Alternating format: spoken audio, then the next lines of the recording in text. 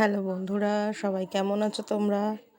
আজকে কিন্তু আমি একদম তোমাদের জন্য নিয়ে এসেছি টাটকা টাটকা কাতলা মাছের রেসিপি।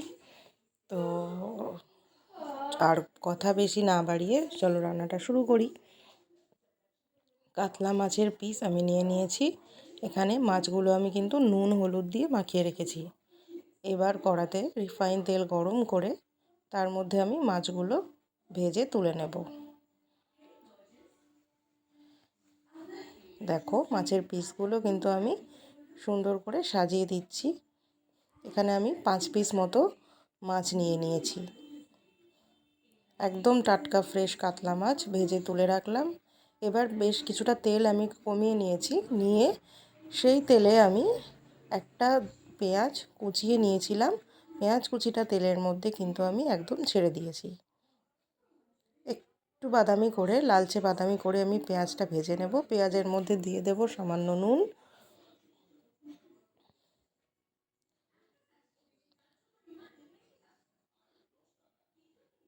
একটু নেড়ে চেড়ে পেঁয়াজটা কিন্তু ভেজে নেব। খুব সামান্য পরিমাণে চিনি দিয়ে দিলাম, এতে কিন্তু পেঁয়াজের রঙটা খুব সুন্দর আসে। নেড়ে চেড়ে ভাজবো। তোমাদের কার কার কাতলা মাছ খেতে ভালো লাগে আমাকে কমেন্ট করে জানিও। আমার কিন্তু রুই বা কাতলা মাছ খেতে বেশ ভালোই লাগে। আমার বাড়ির লোকেরাও কিন্তু বেশ ভালোবাসে খেতে। তো সেই জন্যই কিন্তু কাতলা মাছ নানান রকমভাবে এদিক ওদিক ঘুরিয়ে ফিরিয়ে আমায় করতে হয়।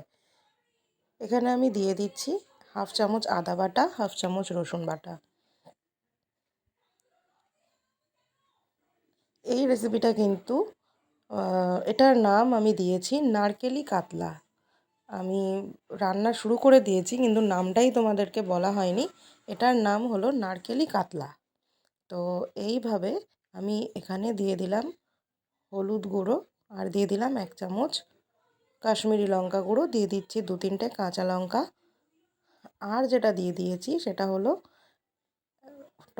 একটা টমেটো বাটা, কিছুটা নারকোল বাটা, আর 2-3টে কাঁচা লঙ্কা বাটা। যে যেরকম পরিমাণে ঝাল খাবে সে সেইভাবে কিন্তু ঝালটা ব্যবহার করবে। একটা নারকেলের অর্ধেকটা আমি বেটে দিয়ে দিয়েছি।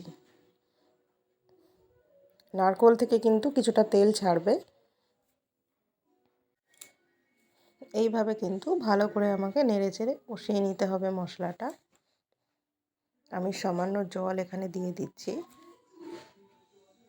খুব বেশি মশলা কিন্তু এখানে পড়বে না। এই রেসিপিটা কিন্তু নারকেলটাই আসল ইনগ্রেডিয়েন্টস, এর ওপরেই বেস করে কিন্তু আমার গ্রেভিটা তৈরি হবে।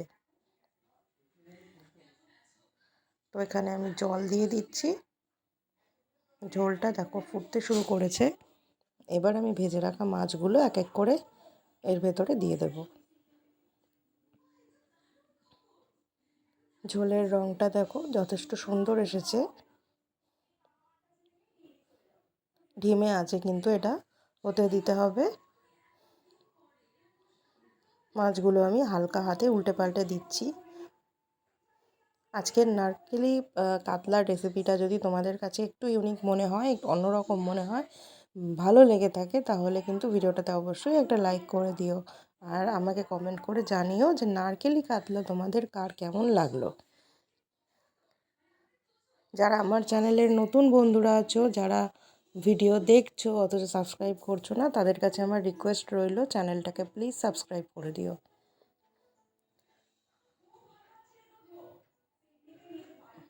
ঝোলটা বেশ খানিকটা ফুটে এলে আমি এখানে 2 থেকে 3 চামচ মতো টক দই ওপর থেকে দিয়ে দিচ্ছি। বেশ কিছুটা ধনেপাতা কুচো আমি ছড়িয়ে দেব। দিয়ে নামিয়ে নিলেই কিন্তু রেডি হয়ে যাবে নারকেলি কাতলা। তো দেখে নাও রেসিপিটা, আশা করি ভালো লাগবে। তো আজকের মতো টাটা।